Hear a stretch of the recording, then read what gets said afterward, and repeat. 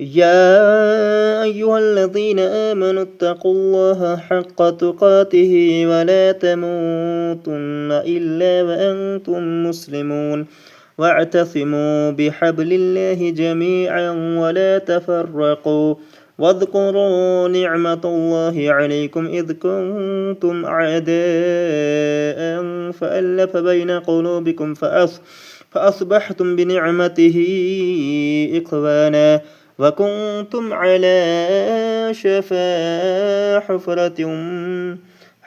من النار فأنقذكم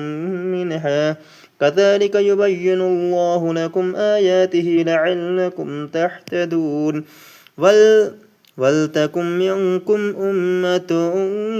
يدعون إلى الخير ويأمرون بالمعروف وينهون عن المنكر وأولئك هم المفلحون ولا تكونوا كالذين تفرقوا واختلفوا من بعد ما جاءهم البينات وأولئك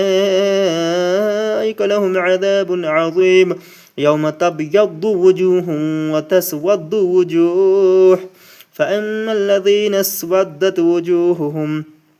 أكفرتم بعد إيمانكم فذوقوا العذاب بما كنتم تكفرون وأما الذين ابيضت وجوههم ففي رحمة الله هم فيها خالدون تلك آيات الله نتلوها عليك بالحق وما الله يريد